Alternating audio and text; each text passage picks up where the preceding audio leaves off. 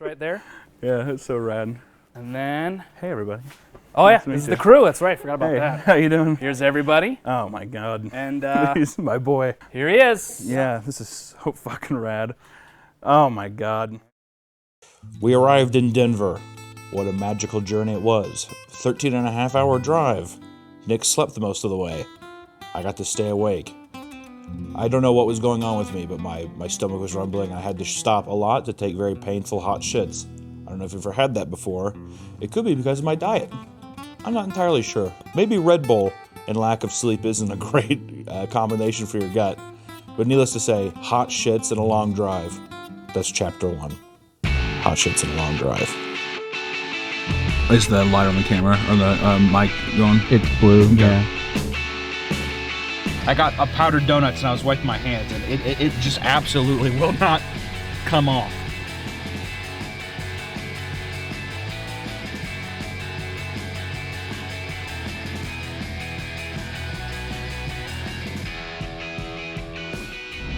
Heading to Denver for the Chris Daughtry concert. Rock and roll.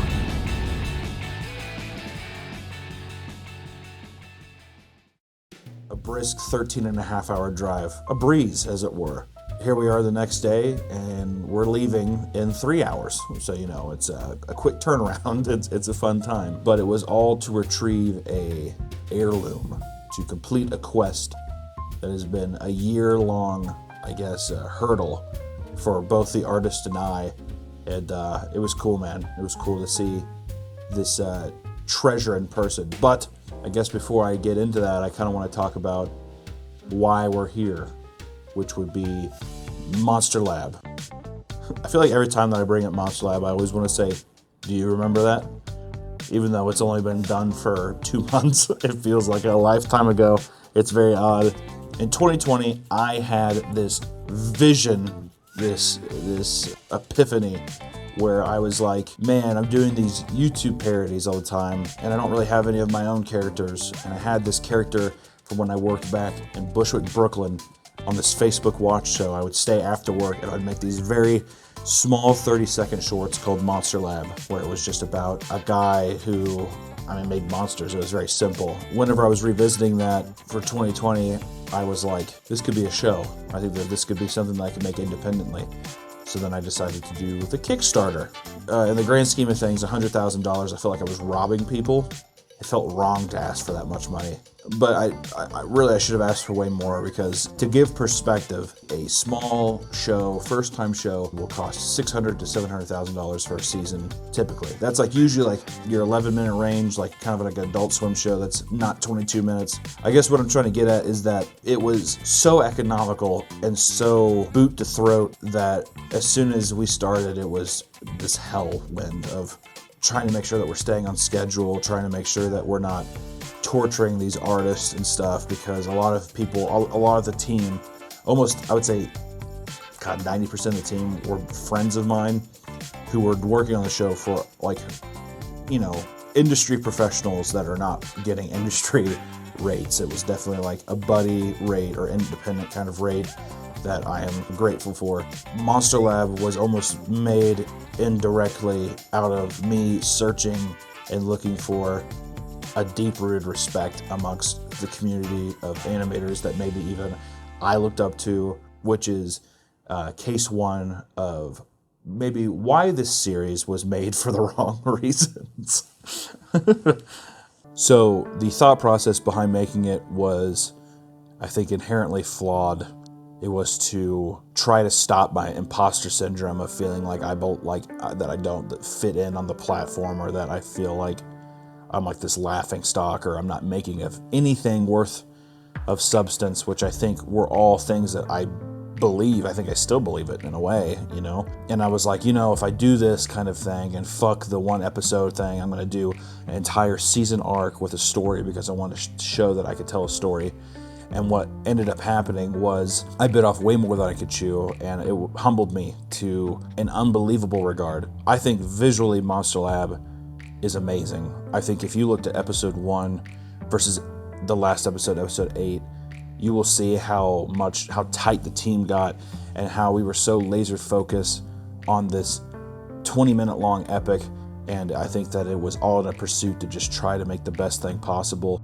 And I think that even the story itself of Monster Lab is about a person who is using these monsters as a shortcut for his problems, which I think was pretty relatable to me at the time, and I think to a lot of people, of looking for an easy way out, which I think inherently was the show. I think that it was me trying to jump over maybe years of what I need to do, which is just work and build and trust in my own art and stuff. And I feel like it was something where I was like, if I make this show right now, that'll be the thing that brings me happiness and brings me this like level of security that maybe I was looking for. I was very envious of. When you're an animator on a platform and you see something like Hell of a Boss, you see something like Has-Been Hotel, you see Senior Palo kicking ass with his Spooky Month thing, you know, Hellbenders, you see all of these crazy things that are like made by these people, and it just seems like such a passion project that people love.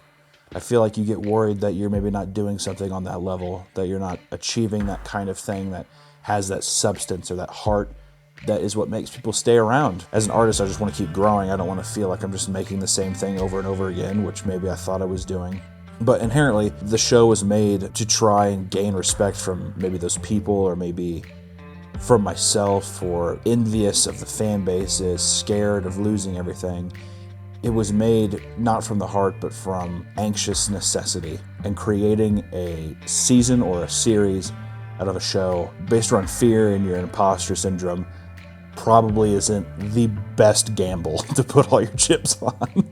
You want to do it? Should we do it?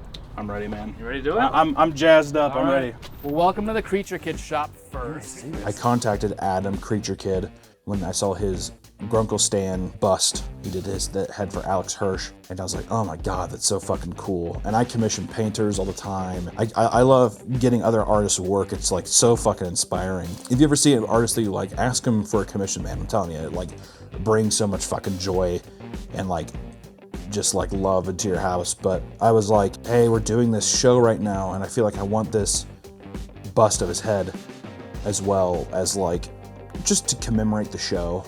He just now finished it like 2 weeks ago, and it's been like a year in the making, which is fucking insane. So he arrived at the studio, and it's like kind of in this like weird industrial part of Denver where it's just like car cleaners and like fucking transmission parts thing. And I was like, I thought I was at the wrong place at first, but then you saw the little decal on the door, and you walk in, and immediately you're like introduced to this like really cozy fantasy gothic kind of entrance with this leather-bound book that like every person that he gets commissioned from art, he has him sign in this beautiful book.